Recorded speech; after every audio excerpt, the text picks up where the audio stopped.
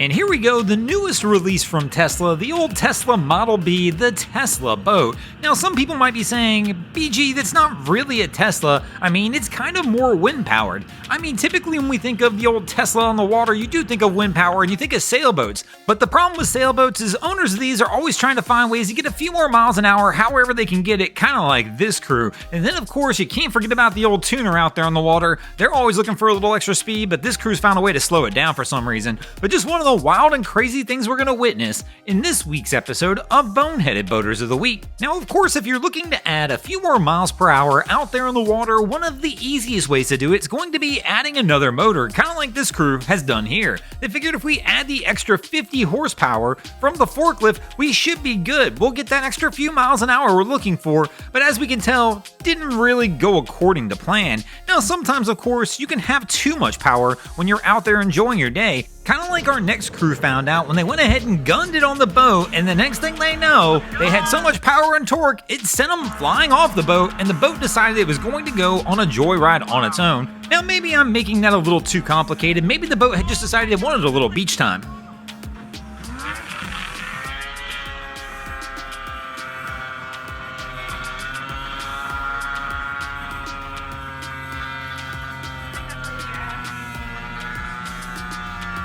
Yeah, it'll burn up your lower unit. You need it to die.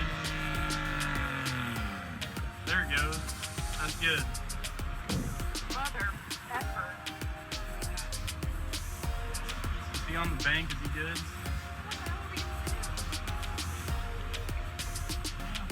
We can probably drag her back down, see what happens. Speaking of dragging her back down and see what happens, I'm betting my guy here wishes he would have dragged this boat back to the beach a whole lot sooner than this, but don't worry, the ocean will go ahead and give him a hand and help him get it back over there. Now, there's nothing quite like getting out there and enjoying a day on the water, especially when you're out there with friends, enjoying some time, maybe fishing out in the flats. Nice flat boats will get you almost anywhere. The problem is sometimes you get a little too confident with it. Kind of like we're about to see with this crew here, who winds up getting into the shallows, getting overly confident, the next thing you know, everybody's going for a ride. Now, the good news in this one is everybody's okay. Now, of course, going for a ride in boating might be the point, just not this kind of ride. That's not the kind of ride we're looking for. Neither is this one here. This one's to excess, but I'm still trying to figure out exactly how this one happened. How did we get the car reversed? Or do you think the trailer popped off another car and wound up like this? But I gotta imagine any which way, what happened to the safety chains on the trailer as well? Let me know in the comments.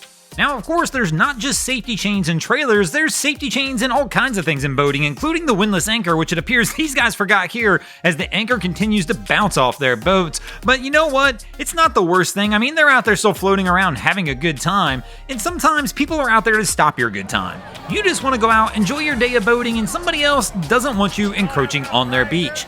Kind of like the situation we see here, which really is pretty much a wild one, and I'd like to know your thoughts on it in the comments. Now, I know many of you are watching this on a TV, and it is difficult to comment. From a TV with a remote control in your hand, I will put a QR code on the screen. You can click it right from your couch, go to the channel, go into the video, and leave your comment. But would you ever stop somebody from trying to beach their boat next to you if you were out at the sandbar?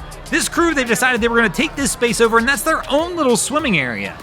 And they don't want any boats in there or anywhere near them. So they've literally opted to take matters into their own hands. As boats try and come in, they literally go out there and push them back out.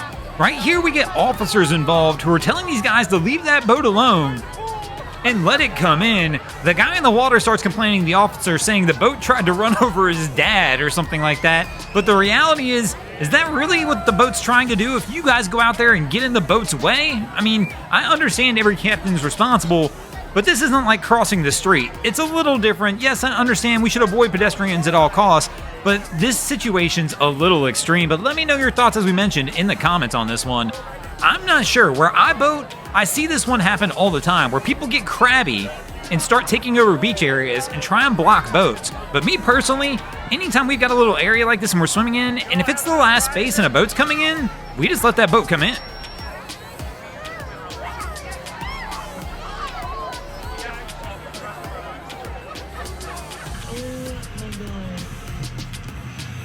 Look at this.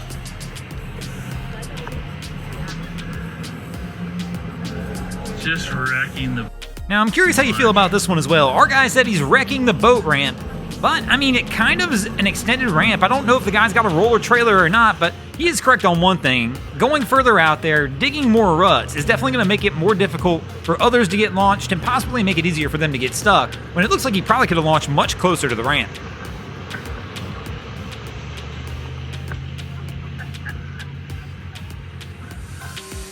So this crew says they're holding the motor up, but I'm not sure why you would do that in reverse. I guess I understand they only have reverse as the only gear, possibly.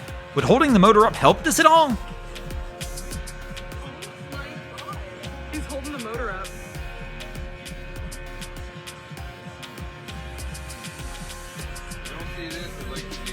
No, you do not. Now, speaking of holding on to things, I guess this is a whole lot easier right here than trying to get the anchor set, but I'm pretty sure in most areas it's illegal and you're not quite allowed to do that. So when you're out there enjoying a day of boating, you're better off to go ahead and toss an anchor and hope it sets and holds you while you're out there enjoying your day.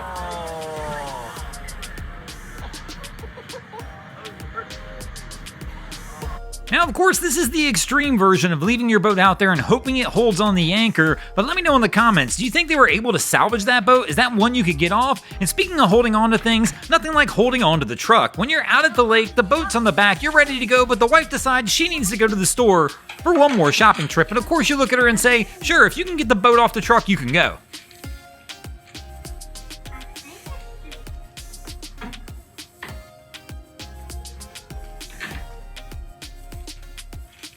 What happened? Help me. Oh my God, nobody help me. You're picking up the truck, honey. Huh? You're picking up the truck. Yeah.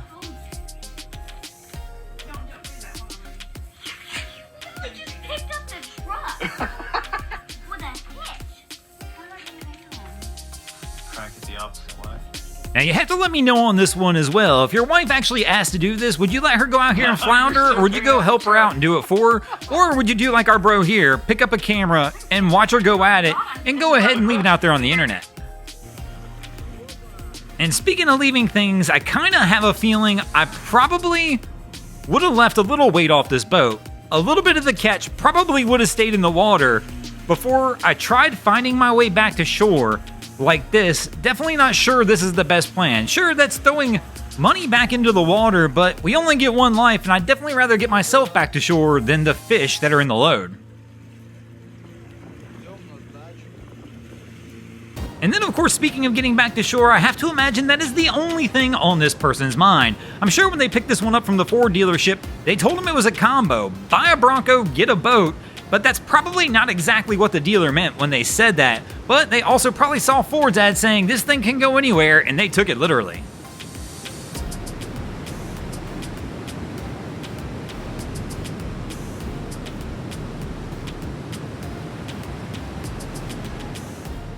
Thanks for watching, crew. I hope you enjoyed this week's episode of Boneheaded Boaters of the Week.